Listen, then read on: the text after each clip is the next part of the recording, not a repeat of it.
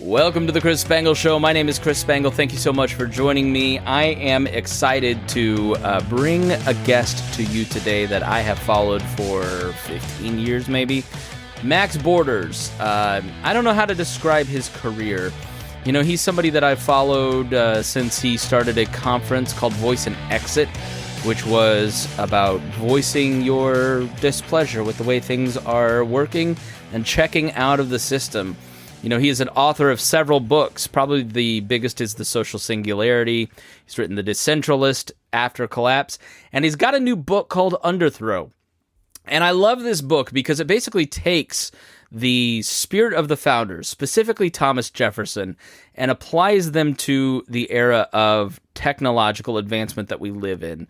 You know, people will often talk about, well, how do the words of these dead founders who lived when it was horse and carriages and mail took 3 weeks to get to somebody in another state, what lessons do they have for us in the modern age? And the book Underthrow really talks about the application of Jefferson's philosophy to the modern age and how people ought to be, specifically the phrase consent of the governed, and how we ought to build a new constitution around consent of the governed. And he's putting his money where his mouth is. He has a contest for $25,000 to write a brand new $25,000 to write a brand new constitution based around the consent of the governed and adapting the U.S. Constitution to the modern age. So check it out. Max Borders is an incredibly fascinating guy. I really enjoyed our conversation. So let's get to it right after these words. Max Borders, thanks so much for joining me. I appreciate it. My pleasure. You know, I have followed your career. You know, one of my nerdy things that I like to do, back when I worked for the Advocates for Self-Government, I started doing this, even actually at the Libertarian Party of Indiana back in 2010, is collecting lists of libertarian podcasts and libertarian websites and think tanks. And, you know, I just was looking at libertyexplained.com at that list, which are now woefully outdated because I've stopped following the libertarian movement in a lot of ways.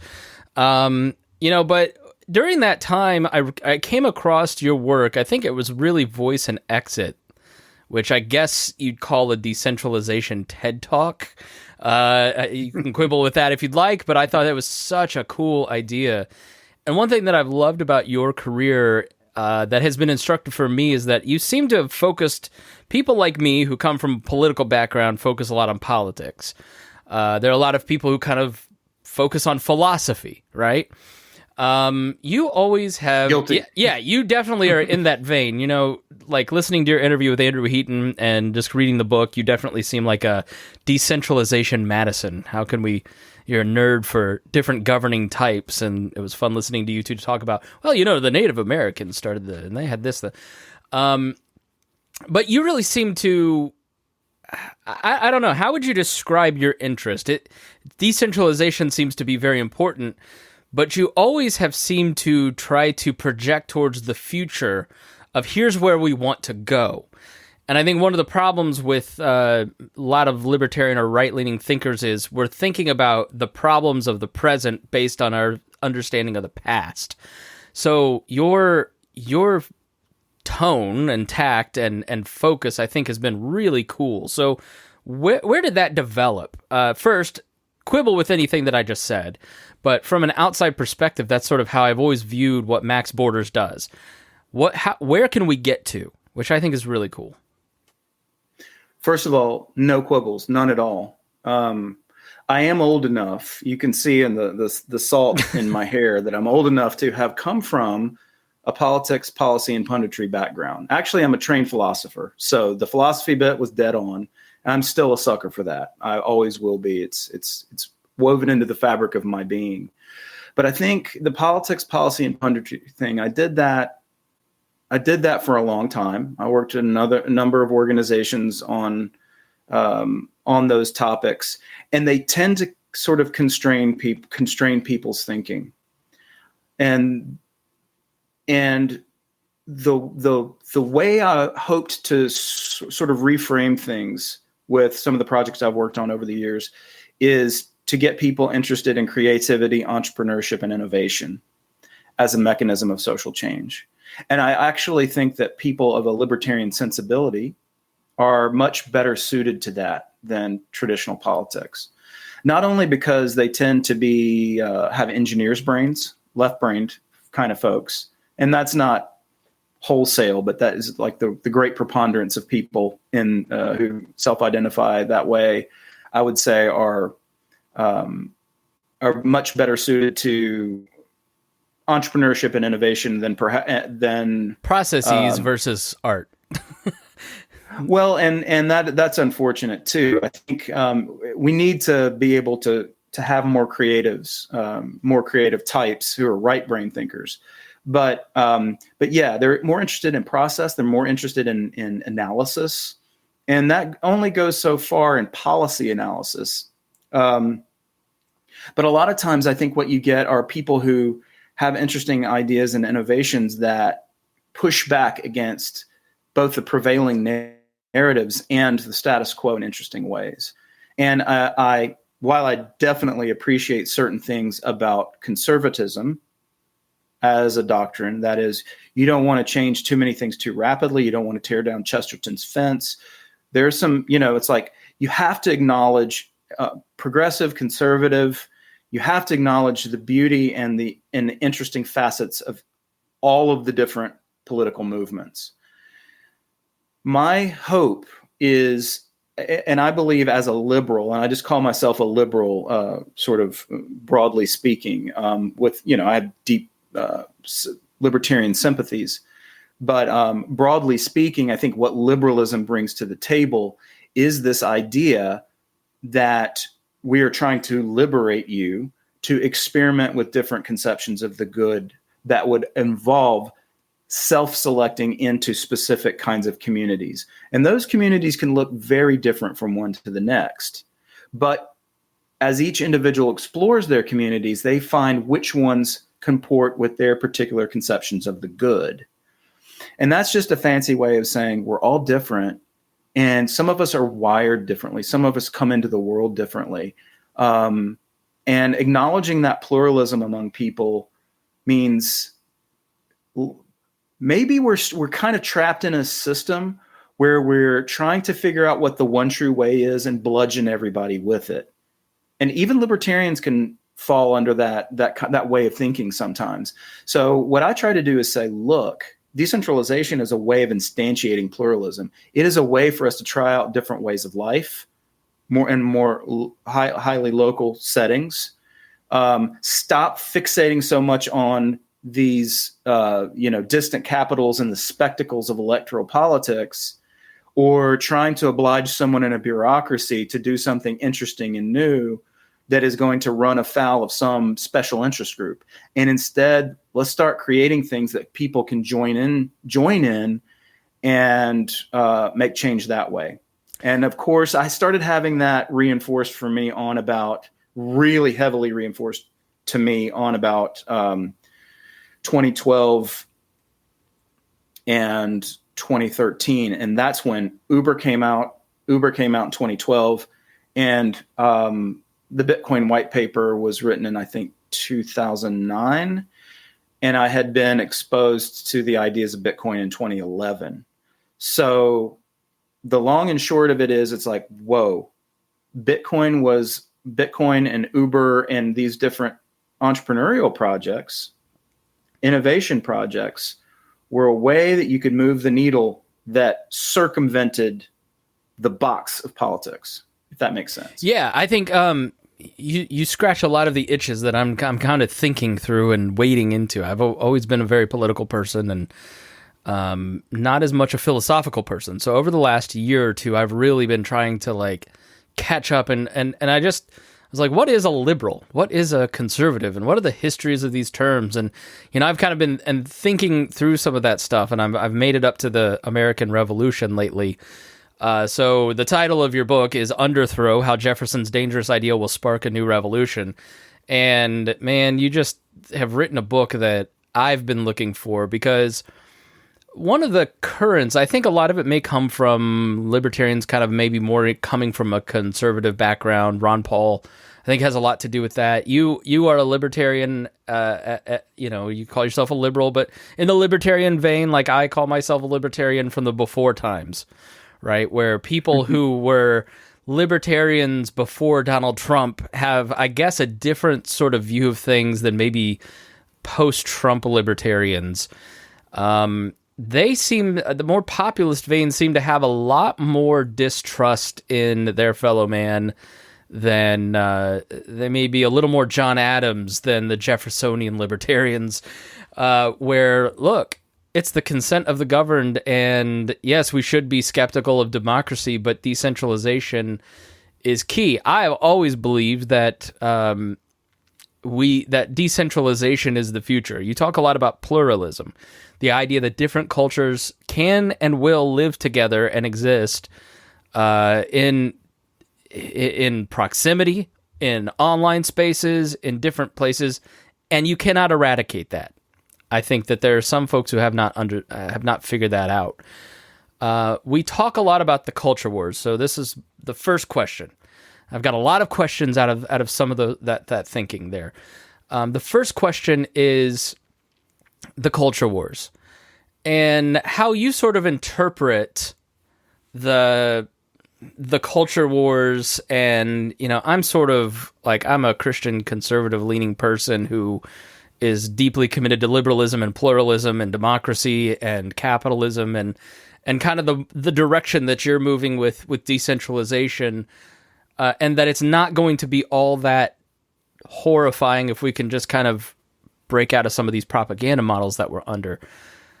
How do you interpret it? Do you look at it and just sort of go, well, I'm just checking out of this and let's focus on other things? Or do you say, one side will inevitably win, so we ought to participate? How do you look at the culture wars and these two sides that just keep bludgeoning each other in the press?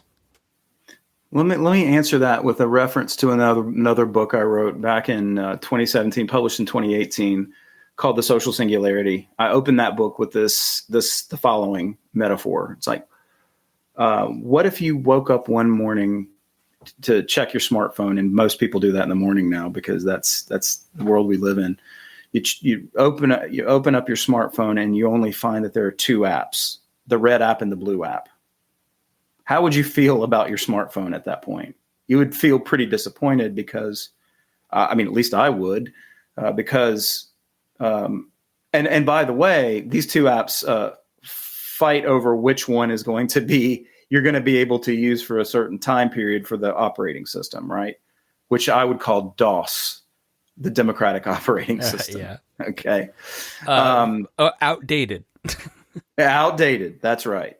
So what we're living in now is DOS, the Democratic Operating System. And there are only two apps and there are only two choices. And that duopoly of red versus blue, it creates massive incentives to tribalize around one side or the other. And what that does is it takes away from local experimentation. I just moved away from Austin to a much more conservative area. I love where I'm living now. It's beautiful and fun. But in living in Austin, it was a really heterodox community. There's all sorts, everything from progressives, hippie types to techies, which you might call the gray-minded, from Balaji Srinivasan, I think, taught me that, and to obviously conservatives and Christian conservatives in Austin as well. And that heterodox community, when you really start talking to people and you start talking about their values, the things that they want, you realize that they engage. The way they think about their community locally is a far cry from the way they behave online when talking about the macro picture. This system of incentives it sort of forces us to want to, because we live in a system where the idea is if our team gets elected, we get to install them at the highest echelons of power, and we're going to get to our chosen way gets to be everyone's chosen way, shoved down everyone's throats. Decentralization, which is, I would say the mechanism, the political mechanism for which is just breaking up power into smaller, more local units so that people can more readily or more easily self-govern. What they instantiate more locally might not be what we're used to. They might be able to experiment with a little welfare state locally when people know their neighbors better.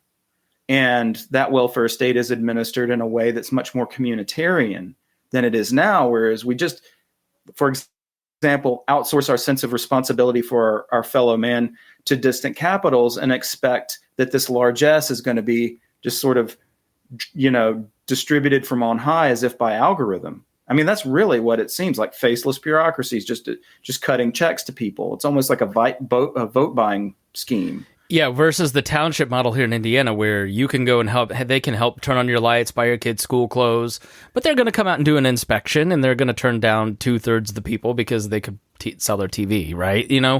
Versus or whatever. What bureaucrat are you trying to convince that just doesn't care because they don't have to?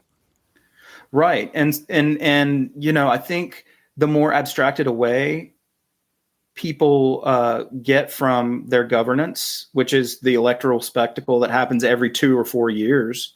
Some people don't even do their midterm elections. They just care about the presidential, because that gobbles up all of the real estate, all the media real estate, all of the, the cult of the presidency, and the administration, presidential administration has so much power. The executive branch has so much power now that the deep state is a very real thing. And I don't think anybody can deny that anymore. It used to be, they'd make fun of you if you said the deep state. And today it's sort of like, yeah, that's the reality. Whereas if you had a model that was more like, let's say, Sweden or Liechtenstein, or a city state like Singapore. Singapore is very conservative in its orientation in terms of social freedoms. They will put you to death if you try to sell someone a certain amount of drugs. I don't like that as a liberal. I find that a little too excessive. But I think, in terms of as a local municipality, if I wanted to opt out of something like that, if you can reduce the cost of my exiting some jurisdiction that doesn't comport with my conception of the good, I can go live in another one that is a little more liberal in that regard. And then I'm not fighting with my neighbors in the next county over what gets to be shoved down everybody's throat at the state level or the national level. So, of course, the founders cottoned onto this very early on with the idea of the 9th and 10th Amendment, building in federalism. I don't think they anticipated to what degree the 9th and 10th Amendments would be defenestrated. Disregarded, completely ignored, totally unknown, yeah. That's right. So in trying to find a way to resurrect some sort of subsidiarity rule, which comes out of the Catholic tradition, the idea does, but is basically like, let things be decided at the most local feasible level. You can get as close as possible to anarchy without ever really getting there. Sometimes I call myself jokingly an asymptotic anarchist. Because you have what? Asymptotic anarchist. It's a fancy word. So an asymptote, and I'm not a mathematician, by the way, so I'm using this metaphorically. But an asymptote is a curve that approaches a line like an axis and never actually gets there, right? In mathematics, it's the same kind of idea, like Zeno's paradoxes. People constantly, among libertarians particularly, argue over these ideas. We're going to have a minimal state. It has to do this and that certain kind of thing. Ayn Rand says so, or, Hans Hermann Hoppe told me that I have to believe this. Exactly. Right. Exactly. Hans Hermann Hoppe says it looks like this, and this is what we need to instantiate. Or, the anarchist is like, we shouldn't have any government at all because that opens the door to this and that and the other. And I'm like, I agree with the anarchist that political power is fundamentally unjust. Michael Huemer's book, The Problem of Political Authority, is really good in this regard. But we're never going to have a Michael Huemer moment unless we're like coming out of some state of warlordism. But even then, you're going to have a powerful, some sort of force to protect you in a condition to instantiate whatever your utopia is. And so I've been more influenced by, speaking of utopia, this guy, Robert Nozick, who is a philosopher who died in like 1999, 2000, I think, who had this great book called Anarchy, State, and Utopia. And he, in the third chapter of this, which is not the most famous chapter, but in the third chapter, he talks about a framework for utopias, or a utopia of utopias. And that little joke, that little thing he's talking about is just basically saying, hey, there ain't no such thing as utopia. We've got to have as many experiments as possible that people can opt into and try out, and leave it if they don't work, or reduce the costs of exiting a jurisdiction that isn't serving their conception of the good. And that has stayed with me for a long time from my philosophy background. And now I'm like, okay, let's try to find creative ways to get people to think along these lines, because if we don't try to shove the one true way down everybody's throats, we don't have to go to war against each other. We don't have to start engaging in this social media civil war that we're already in right now, or electoral politics governs everything. So wait, you're saying I could just delete my app and not participate in the culture wars? Oh, in the culture war? Yeah. I mean, yeah, no. That I forgot that this we started off talking. You had wanted to ask about.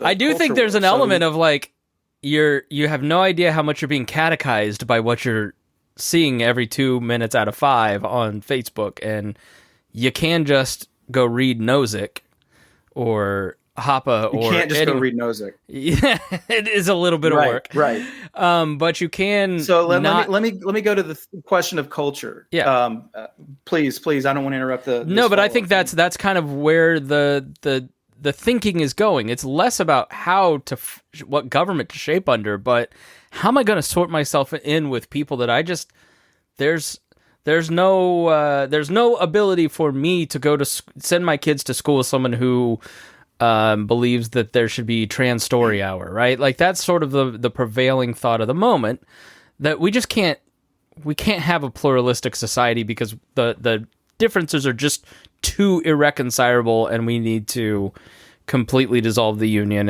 and I don't know, send the liberals to Philadelphia and the conservatives to Indianapolis. Well, there's a lot of that going on in Canada, but I haven't heard anybody suggest that we invade Canada. You have not been listening to this show. That's been been a strong theme of this show for 11 years, but no, go ahead. Yeah. Invade Canada. Yeah, I'm all for it.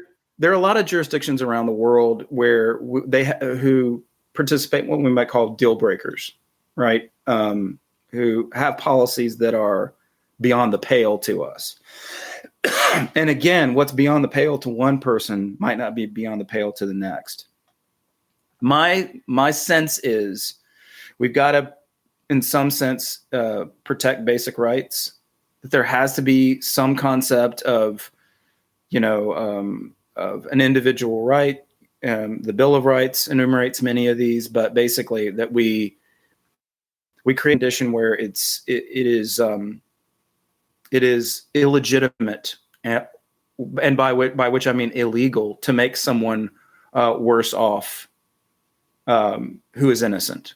Okay, that is a pretty basic to liberal doctrine or libertarian doctrine.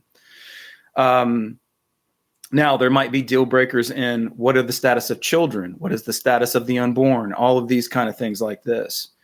The status quo on that currently after the Supreme Court decision, for example, with abortion, is do it states. I would say go even lower in terms of jurisdictions if we're talking about terra firma, so that you can carve out more spaces for people who, because I very much understand both sides personally of the abortion debate. I understand both sides, and both sides make very, very important claims, and they indeed seem to be irreconcilable. But short of war over these deal breakers, these irreconcilable issues, maybe even then we want to have a subsidiarity rule and have smaller jurisdictions such that you can avoid civil war. Now, very quickly, I want to go back to the question of culture, because in this conversations, it's like, Max, what you're doing is all very theoretical and abstract, and you're trying to teach people this, what the benefits of civil decentralization would be. In Switzerland, for example, the canton has as much authority as the federal government. So cantons are able to set most of the rules for that particular region in Switzerland. The federal government is more of a confederation. In fact, it used to be called the Swiss Confederacy. It may still be. But there is a balance between unity and diversity in Switzerland that has held together for a long time. And they're generally known as peaceful people. They don't go to war with their neighbors, and they don't go to war with each other. Not really. COVID, there was some problems because they were trying to institute a lot of COVID, vaccine mandates and things like that. And the Swiss the Swiss like their freedom. They like their neutrality. But as an exemplar, I think Switzerland does a very good job of what the founders of the American Republic were hoping to achieve with the canton system, with federalism in the United States. And as we've already said, the 9th and 10th Amendment has been shredded, gutted, whatever metaphor you like. Therefore, we need to do something else. And I have a lot of people who are like, well, you're going to have to build culture around this idea. So the way I try to do that is appeal to their patriotism. Go back and read the Declaration of Independence. If you have any patriotism left in you, cultural patriotism, that is beyond just, I like my country and I like this flag, that's not enough. Like there's got to be some intellectual content to the patriotism. And the Declaration of Independence has this really important thing about rights to life, liberty, and pursuit of happiness. But the very most important part of it was that those rights, if a government does not instantiate those rights, then people have a right to tear down and reconstitute the government. And the consent of the governed is the key piece there. That's why I call the book, the subtitle of the book, Jefferson's Dangerous Idea. That is his dangerous idea, is the idea of opt-in governance, of smaller jurisdictions where you can go into, where you would be legally able to break off from a jurisdiction that isn't working to start with some other jurisdiction, or even perhaps, and this is something that Jefferson might not have been able to imagine, but governance in the cloud, where you can choose from a menu of legal options that exist in the cloud, the digital cloud. Mm-hmm. I'll leave that for the moment. Do you walk through that in the book, how that would work? Yeah. So there's a guy, and this predates the third part of Anarchy, State, and Utopia by I don't know, long time, 100 something years. This Belgian guy named Paul-Émile Dupuy, I think is the way you pronounce it. I don't know if that's Belgian or French. It all flows together. I don't know if he's Belgian, but I don't know if it's the French influence to the name or the Dutch. But the idea is called panarchy, okay? And the suggestion from Dupuy is this. Imagine you could just opt into, instead of joining the Republican Party, the Democrat Party, the Libertarian Party, the Green Party, you could sign up for their governance services and live by their auspices. Now, you might have a local jurisdiction that dictated stuff about, local schools and traffic lights and parking meters and this and that we all know are in towns. And they may even want to have, some kind of little social welfare system at the most local feasible level. But the idea is with a subsidiary, not just a subsidiarity rule, but that you could choose your governance structure, and you might couple that with a federalism rule. But that you would join, instead of joining a party, that you would try to get that party elected to hold sway over the 350 to essentially from people. Top down force those values on other people who don't necessarily reflect those values. That would be illegal. Down. Right. That would be illegal under this system, under this kind of constitution. That's exactly right. And so you would, if there are people in the county over who are very, who are part of an Israeli style kibbutz, They share everything in common. They live in an intentional community. They're all super. They can live and die by that system, and that's okay. And maybe your conception of the good is plucked in a panarchist system. There are other intentional communities that attach to that superordinate governance structure. I know that sounds kind of crazy, but like it's exactly how we use social media now. And that's promising to me. You know, these tech examples, I keep coming back to these tech examples about your smartphone or whatever, and having options and opting into different kind of systems.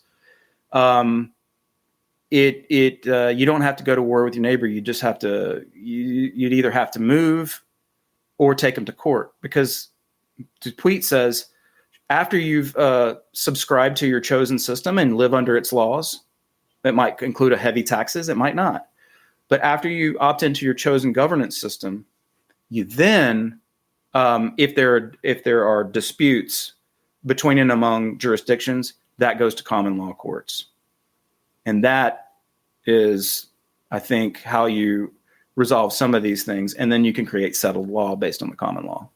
We have, in the History of Modern Politics podcast that I do with my friend Matt Whitliff, barely dived into common law versus statutory law. We, in America, don't live under the common law. We live under, I don't know what. We have a hybrid structure. We do live some common law, but statutes are gobbling up everything. Yeah, right. Where we refer back to case law as opposed to, look, this is just the values of the society. So, how do you envision moving forward? Like, talk to me about Underthrow and how we start to, and the contest, plug the contest, because I think that certainly plays into this. But like, if you've given the German idea, like we've started with, all right, maybe you could be open to a different idea. Here's the idea that we're suggesting. Now let's get to the hard part, because like with the Constitution, for instance, one thing I love about the book, and one thing I could not agree with you more as I become sort of obsessed with the American Revolution and the idea of it, it was so revolutionary for its time, and Americans have completely lost sight of this, where you didn't have the son of a king who's the son of a king sort of being the, the voice of God, Peter II of Spain saying, don't get these two confused because it's the same thing, in the 1500s. Like Pedro, not Peter, excuse me. But you had the founders coming along and saying, we're going to disperse power, decentralize it amongst the states, and let them choose. I don't think there's anything unreasonable about your idea of, let's say, abortion. Why can't a state legislator walk up and say, we're going to let counties in Indiana decide how they apply abortion law? The state government wants to have the authority of that. Now we're talking about Mike Pence and Kamala Harris arguing over the federal government and trying to force those values. So when they sat down to write the Constitution and, revise the Articles of Confederation and determine a scheme for the government and have the arguments like through the Federal and Anti-Federalist Papers, there was a lot of negotiation, right? So slavery always is brought up. Hypocrisy is woven into the fabric of the American Republic, not just slavery, right? The thing about hypocrisy is that you have two ideas that are, one's good and one's bad, right? In Jefferson, the ideas of the natural rights, tradition, and every man is equal, and all the values he expressed, he did not embody them, but it doesn't mean that those values are wrong, right? But when that you are trying to apply those, you couldn't get the Constitution passed without negotiations, but they all acknowledged they had set up a time bomb, right? So the idea of updating the software of governance, how do you move forward when you actually start to have the rubber meet the road in a second founding, or as Glenn Beck there for a while called it, the refounding? That is a beautiful question. That is, and that is the most daunting aspect of this for me. So first, let me talk about the Constitution of Consent contest, because that was in there a little bit. And then I'll answer the part about the latter part. the Constitution of Consent contest. If your listeners will go to underthrow.org, Underthrow being the name of the book as well. Yeah, it's probably confusing, but underthrow.org. You'll in the nav bar. There's a thing that says contest. That contest, we're offering $25,000, $20,000 first prize, $3,000 second prize, and $2,000 third prize for the team or individual who can come up with the best constitution of consent, where consent is riffing on Jefferson's dangerous idea, that of the consent of the governed. All the hardcore libertarians out there who like Lysander Spooner will like the fact that you actually have to sign this Constitution. And I think Jefferson would agree. Jefferson was worried about the sophistry of the General Welfare Clause and others, and so also was the Anti-Federalists who opposed it. In fact, Robert Yates of New York walked out of the Constitutional Convention because he saw that they were going to create an imperial monster, and boy, was he right. It happened. New York and that is not didn't sign it, and New York's objections largely were right. That's right. And the other New Yorker, Hamilton, was the one who ended up winning the day and winning the argument. And he, frankly, was responsible in great measure for ruining the country and giving us the shit show we have today. Excuse my mouth.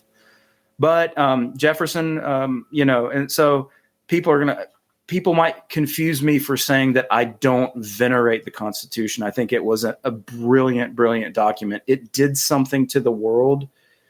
It created a situation that changed the world in a great many ways to positive effect. I admire it deeply, and I think that there are features of it that must be copied personally. So when I invite people to enter this contest, it's like, how would you improve on the old Constitution? What would you keep? What would you scrap? How would you institute this idea of right of self-determination for a jurisdiction? Right. So if this Northwest, I think it's Washington or Oregon, Northeast Washington or Northeast Oregon wants to break off and join Idaho, they can do that. That's their prerogative. Where those kind of features are built into it, where there's no question about the legality of the right of self-determination. And that individual people can be signatories to this. So at the macro level, it's like, yes, I want to participate in this, and this is my chosen body of law. And of course, it would build in the common law and not privileged statute law. I'm aware of the irony that a constitution is a form of statute, but otherwise, judicial supremacy, you resolve your disputes between and among jurisdictions, between and among people in common law courts. This is the way you have Hayekian bottom-up law, spontaneous order kind of law. So now how do you get people, and this gets to the question about how you get people thinking along these lines or appreciating this, because most people are kind of trapped in kind of status quo thinking. Geographical boundaries. It's I'm listening to you going, well, how does that work if I live, how does Ms. Kim and the Mohammeds and Donna next, how do we all have different governments? That just doesn't make sense to me. They live next door to me. Well, you're going to have different governments, right? You're going to have a local government that's going to have, resolve questions on certain things, like maybe parks and roads and drug policy, right? They might have a red light district, but that's it. Or they might have, completely drug-free zone or something like that. And you're going to have to figure out where in the governance stack that goes. So the idea is you're going to have multiple jurisdictions, but the federal jurisdiction is going to only be responsible for ensuring that no single jurisdiction gets too big and has control over everybody else, so that one true way getting shoved down everybody's throat problem gets solved. Now,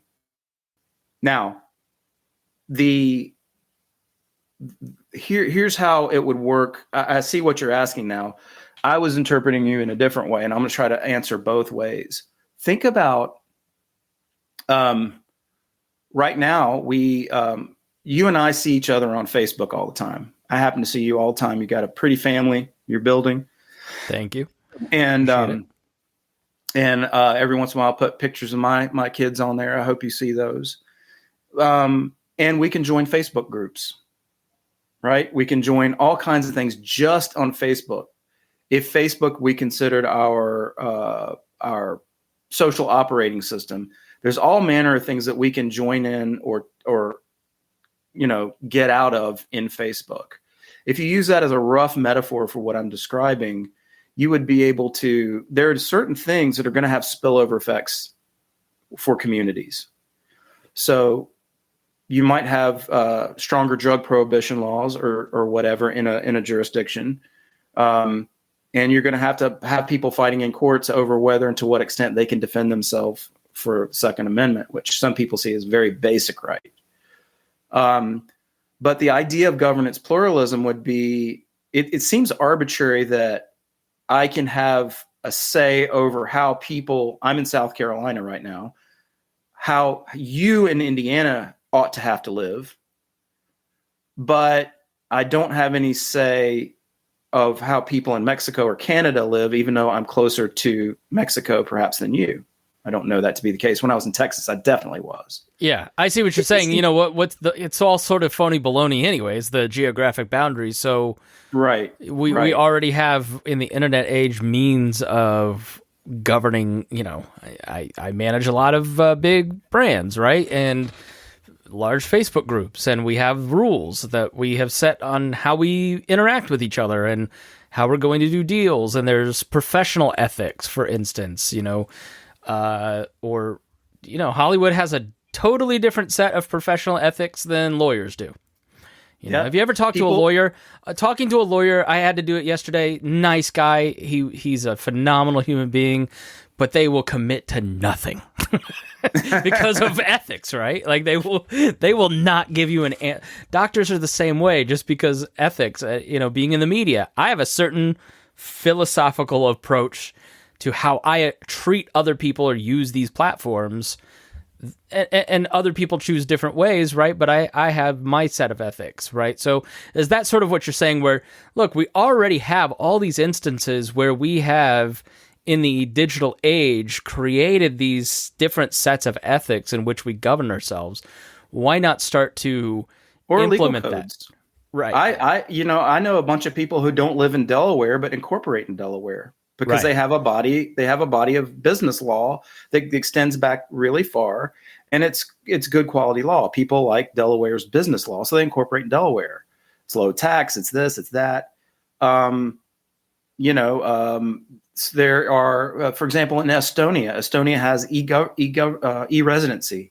You can become a resident of Estonia without actually having to live there, and you incorporate in Estonia and you enjoy their low tax environment. You enjoy their whatever aspects of their legal code they're proud of. And they think that, and if you're living in an African nation where the bureaucracy is thick and the regulations are so strong that it makes it virtually impossible for you to create a business in that jurisdiction, you might want to pluck from a menu of options.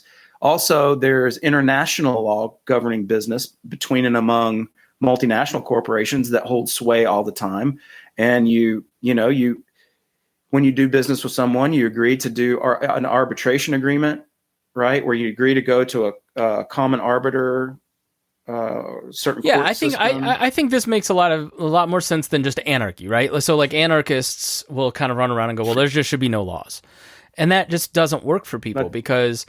I have to pay somebody to do my trash, and I've got to hire a lawyer. Right. It's whereas if you adopt a set of governing codes around, look, we generally agree with the principles of this set of constitutional rules around marriage and business and X, Y, and Z, right?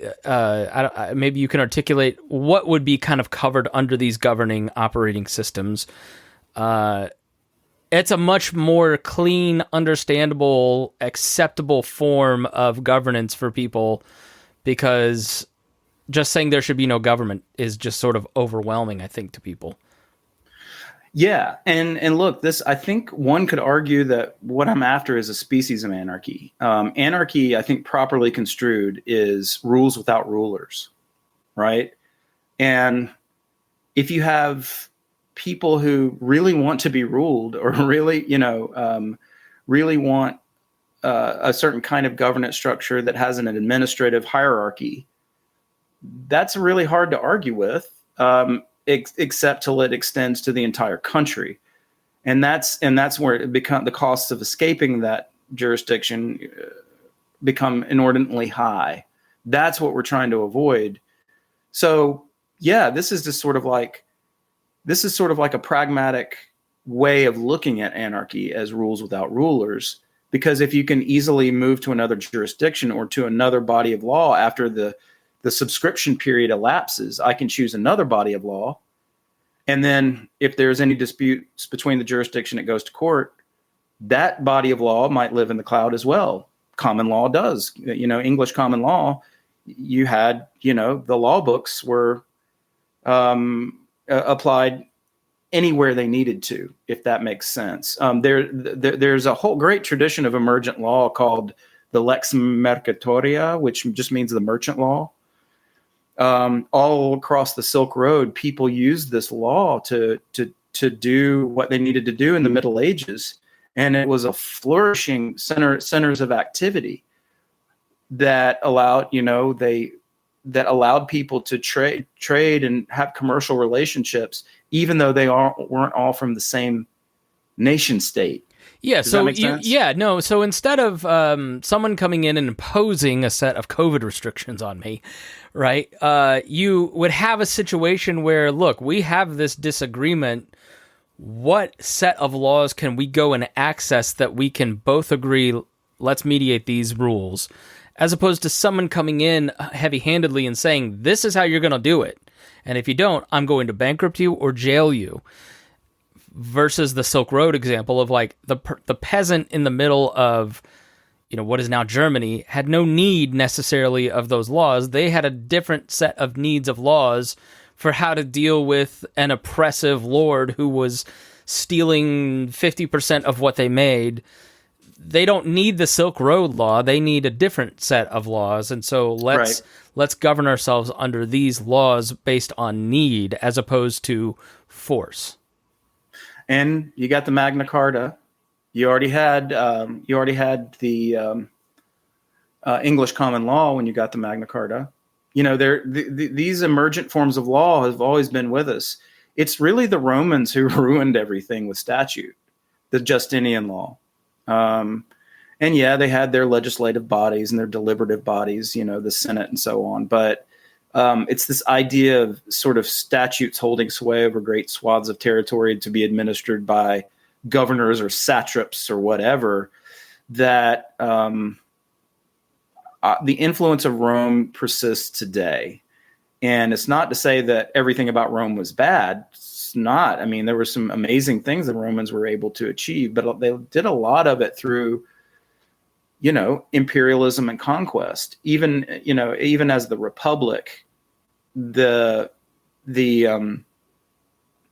people underestimate the degree to which the English common law is a superior form of law, in my opinion.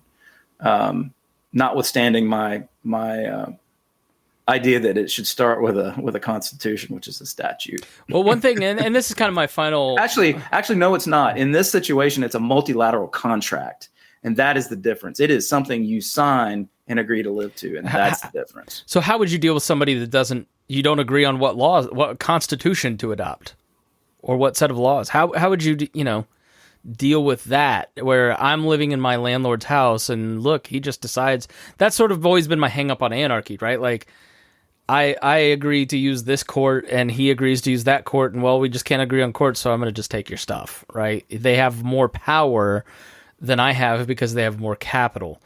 I could see that possibly being a breakdown in the system. How would you answer that? Yeah, I think you're going to start to see all sorts of things that spring up around this in terms of insurance structures and things that it's like, if you get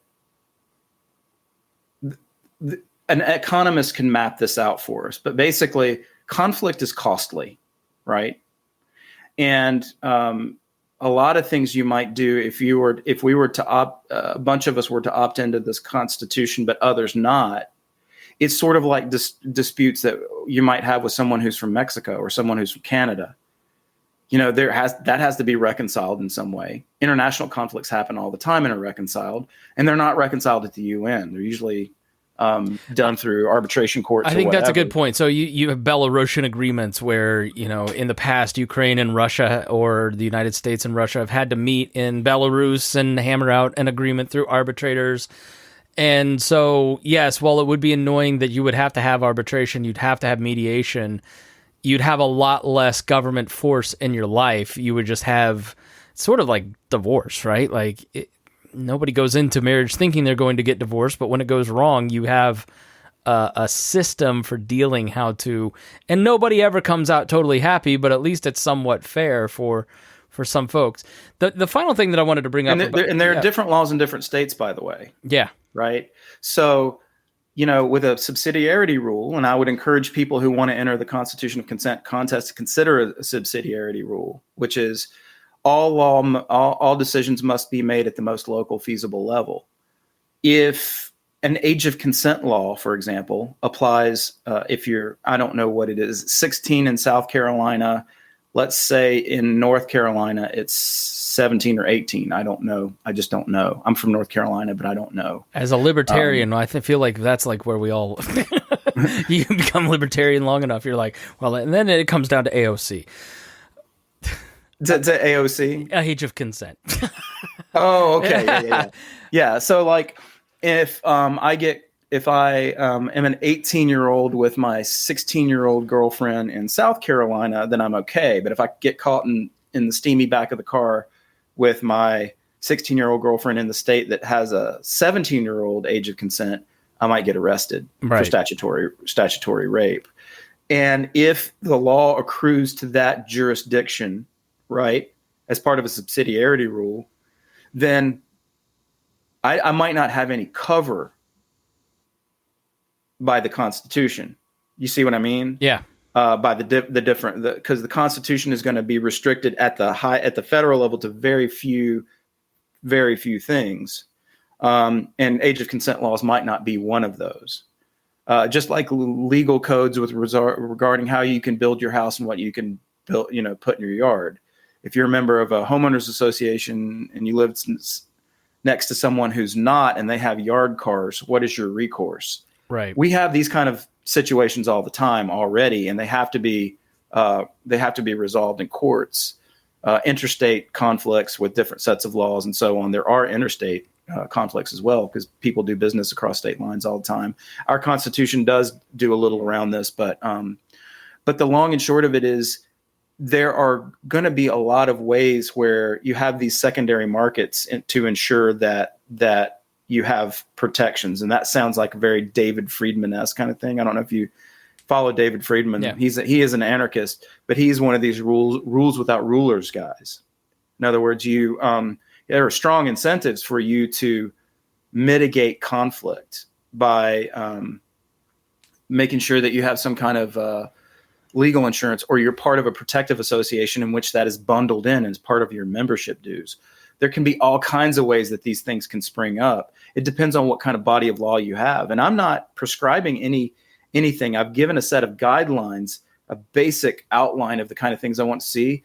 But part of this contest, this Constitution of Consent contest, is that there are going to be all kinds of creative. Again, this goes back to the idea of creativity, innovation, and entrepreneurship, that you can have legal innovations too. We want to discover these through this contest. Somebody might think of something that we've never thought of, and that could be instantiated into law. And then we build culture around that. So really quickly, Chris, and I don't mean to just blather on, but that's what we do here. Well, yeah, but you got a lot of questions, I'm sure. This idea of building culture around something, this guy who's been Balaji Srinivasan has been on the major podcast scene for a long time. Tim Ferriss. I think he was on for Tim Ferriss for 4 hours, Lex Fridman for like 19 7 hours or something. I can't imagine. I feel bad keeping you for over the 30 minutes I agreed to. Oh man, no, I was expecting an hour, so this is fine. All right, we good. can stop whenever you want. But but the idea for Balaji Srinivasan is that people will gather around a moral political order in the digital cloud. And so if you and I and a whole bunch of other interesting people all around the world, and believe me, they're everywhere, can coalesce around something that is an artifact of our reverence, like the Constitution, that embodies our values. That's really the way this starts. We build a culture amongst ourselves. And in fact, I would like to see that community form and be robust. Eventually, you can start to have the ideas and the community descend down to whatever jurisdictions that it can find a toehold in.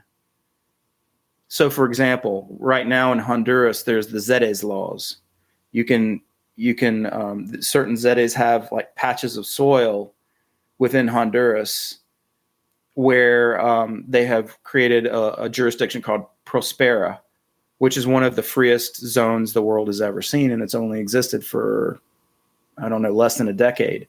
And they're starting to get business formation there. They're starting to get all kinds of things happening. That if you just come down to earth in one jurisdiction, this Constitution of Consent is designed to spawn subsidiary jurisdictions, but connect back up to a body of law that protects certain kinds of basic things. But the Constitution of Consent is designed very much like open source, so that you can fork it and change it to your heart's content. And certain people want to live under this body of law. And it was like, no, we absolutely have to have an abortion provision in our Constitution. So they fork it and they add the abortion prevention.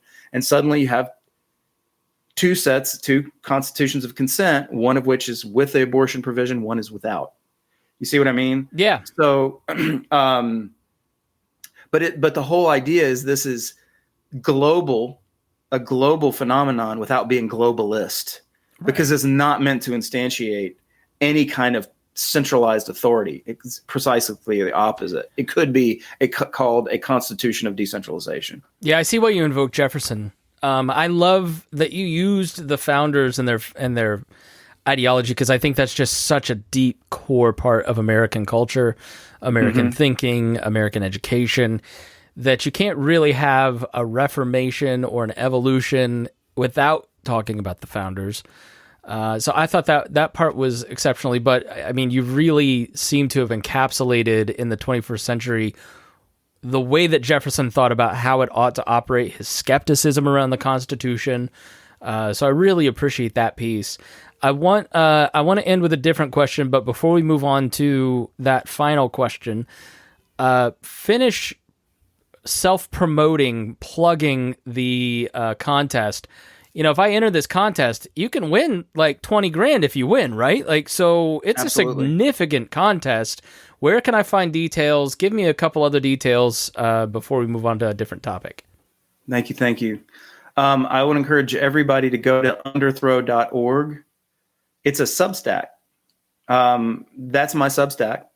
You can sign up for free.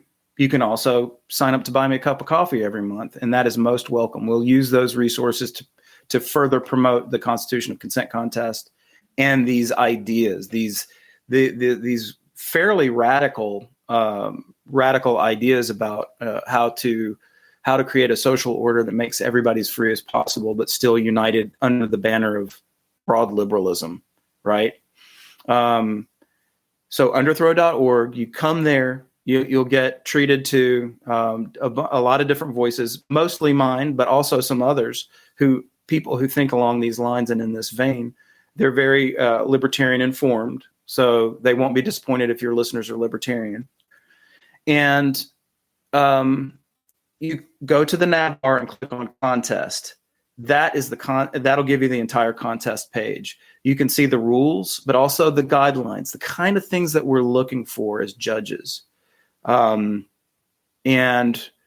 yeah, I would encourage everybody to think creatively about how to create a new constitution that achieves these kind of things, as well as gives you an opportunity to win $20,000. Who couldn't use that now, even though the dollar is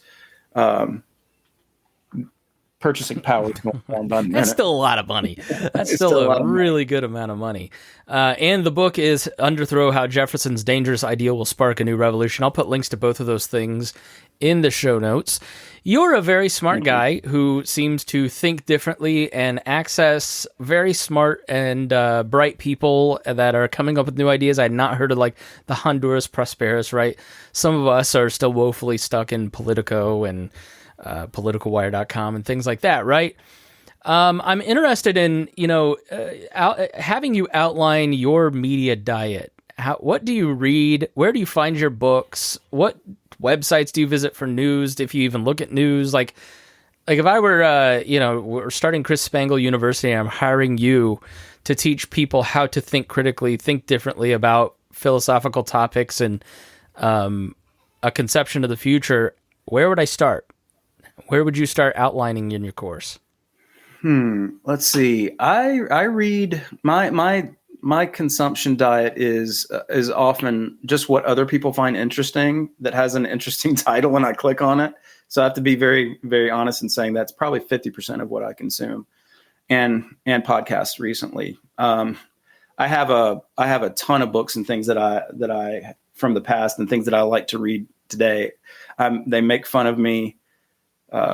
My last name is Borders, and there used to be a Borders Books and Music, and my office is just a bunch of books, and so I'm Borders the book order. But as far as things I like to read, believe it or not, I like to read what I call dissident leftists. Okay, those are people like Matt Taibbi, Michael Schellenberger, Glenn Greenwald. Those I often start with those guys because they're doing a better job of really critiquing the authoritarian left than the libertarians are doing. I kind of get the sense that the mainstream libertarians are trying too hard to maintain this kind of neutrality, this kind of dispassionate or sort of, I don't know, detached view in what they're doing, or they try to maybe call spades with everybody without just every once in a while going, okay, these folks have a point. Whereas the dissident leftists are really, really interesting in their critiques of their own kind because they see the illiberal nature of the way the left is trending right now. And I think they're right. I also like reading really interesting right-leaning people. And right now I'm not mentioning any libertarians that I'm reading, right? So people like I was looking at that list that I kept on libertyexplained.com. Those websites aren't being updated. The organizations aren't as active. The people have kind of moved on. There's a hollowing out, I think, of kind of where the intellectual class of the libertarian movement was maybe a decade ago. And I do agree with you. I tend to like people who are criticizing their own in-group. I think that's far more interesting than somebody who is in the out-group. Like the Daily Wire constantly criticizing leftists, or the New York Times calling everything far right. Like, to me, that's not as interesting as maybe somebody who's in the tribe kind of going, I understand my people, and I think this is a problematic thing, and here's why we think that, and here's why I think, So I tend to agree with you on first the out-group, in-group criticism, and then also not a lot of libertarian stuff out there that's as not like it was, right? I mean, there are libertarian adjacent things like Astral Star Codex, which is Scott Alexander's work, and that's a pseudonym. There is people like even some of the sort of the dark enlightenment people like Curtis Yarvin. Like, I checked that stuff out. I did a big critique piece of Curtis Yarvin in Quillette, but that doesn't mean that I'm not still interested in what he has to say, because he guy's freakishly smart. On the right, and also a recent convert to the right, is this guy named an English fellow who lives in Ireland, who's a deep traditionalist who is converted recently to Orthodox Christianity. He's got some really interesting ideas from the perspective of a newly converted Christian conservative. His name's Paul Kingsnorth. I like to read him. I like to read just some of the heterodox stuff like Unheard. They've got some really great writers. The Free Press, which is kind of like a centrist heterodox thing that the former opinion editor of the New York Times started, Barry Weiss. And she's also considered a dissident now because she was unwilling to toe the party line, and she wanted to have an editorial page that represented a lot of different views. And the wokies at the New York Times basically tried to run her off and essentially succeeded. But she's doing really interesting stuff now on her own terms. People like